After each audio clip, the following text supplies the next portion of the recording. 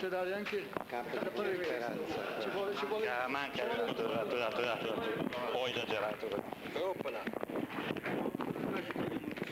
Va bene, così, perfetto.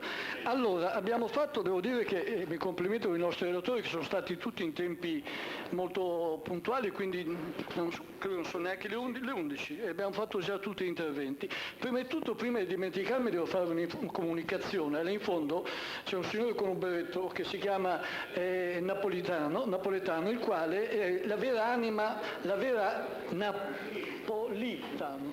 Ecco, perché Napoletano è il presidente, l'ex Presidente della Repubblica, ma io la differenza la faccio sempre fra lei e lei. Dicevo, là in fondo c'è questo compagno, il Napoletano, che è stato la vera anima di questa iniziativa, dobbiamo dirlo, dobbiamo dargliene atto, perché poi si è messo là in fondo, ma io ho seguito come in un mese e mezzo ha incalzato tutti i compagni che aveva attorno per la raccolta firme, instancabile poi per trovare i relatori di questa sera e mettere in piedi la serata. Allora, però non è che è qui solo come spettatore, là in fondo c'è anche una piccola cassetta in cui gli organizzatori di questa sera sperano di raccogliere un modesto contributo a tutti noi per pagare le spese della serata, quindi voglio ricordarlo adesso, se no finisce, scappiamo via e mi dimentico di dire questa cosa che pure è importante. Come dici?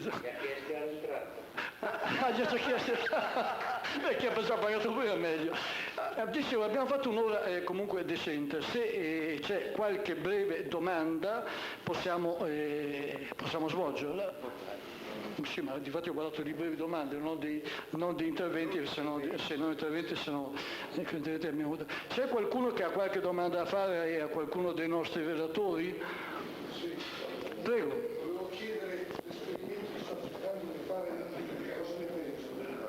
L'esperimento? Sì, ho capito la domanda. La ripeto perché forse stava chiedendo che cosa si pensa dell'esperimento dei Landini, diciamo della coalizione sociale. Chi vuoi dire qualcosa tu?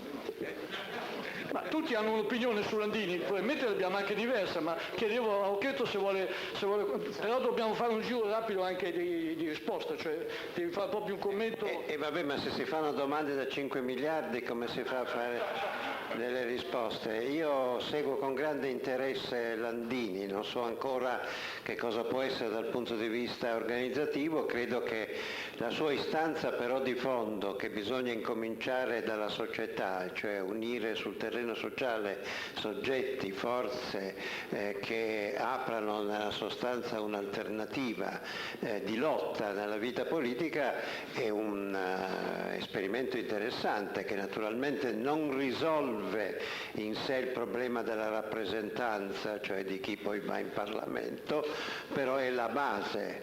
Questo secondo me è molto importante perché anche gli appelli a unire la sinistra, se significa continuare a fare gli arcobaleni, a mettere insieme vecchi spezzoni senza creare dei processi di fondo nella società, non andremo mai da nessuna parte. Bisogna che si riuniscano gli incazzati, prima di tutto sono tanti e Landini credo che abbia la capacità di farlo con una propria visione alternativa sul piano economico e sociale. Altre domande o altri brevissimi commenti? Allora, se non ci sono altre domande direi di fermarci qui, come? Andiamo a fare la coalizione sociale, dice Achille. Io credo che la risposta di Occhetto rappresenti l'opinione anche di molti di quelli che sono a questo tavolo. Noi guardiamo alla Grecia perché la Grecia è riuscita a mettere insieme piccole forze di sinistra divise progressivamente unendole, ma contemporaneamente ha messo in moto un processo sociale, se no Syriza non avrebbe mai vinto le elezioni senza ciò che è stato fatto nelle periferie di Atene. Sì, volentieri, prego, vieni. Sì, volevo dire solo una cosa sulla coalizione sociale, perché penso che è una cosa molto importante. Noi l'estate abbiamo invitato Maurizio Landini di venire al Festival di Syriza. Abbiamo avuto 2 ospiti lì, Maurizio Landini e Pablo Iglesias. Io anche ho avuto l'occasione di incontrarlo pochi giorni fa, dopo la manifestazione, però era la sensazione che abbiamo avuto in Grecia in tanti. Quanto parlano loro, cioè senti parlare Maurizio, Pablo, Alexis, sembra anche parlano di lingue diverse, no? Dicono le stesse cose, cioè parlano di una cosa molto concreta. Parlano in modo semplice, comprensibile per la tanta gente e cercando di trovare soluzioni fattibili, convincenti per risolvere i problemi. Questo è il nostro punto in comune che ci lega e penso che è un punto molto convincente.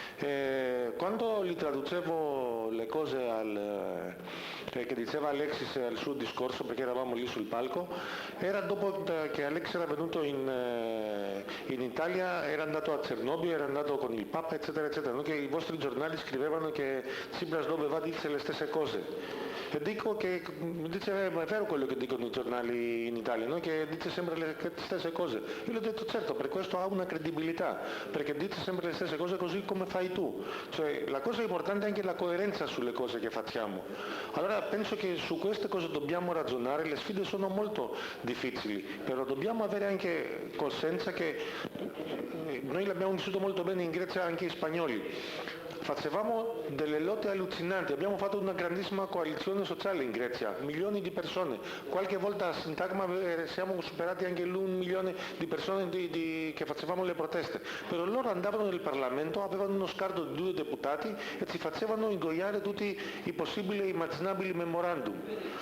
In Spagna, quando hanno fatto gli indignados, quando erano i socialisti che hanno cominciato con l'austerità, era Zapatero, stavano milioni di persone a Madrid, a Barcellona, nelle altre città, un'enorme protesta, e lì sono le radici di Podemos, però andavano in Parlamento, alzavano le mani e affossavano tutte queste proteste.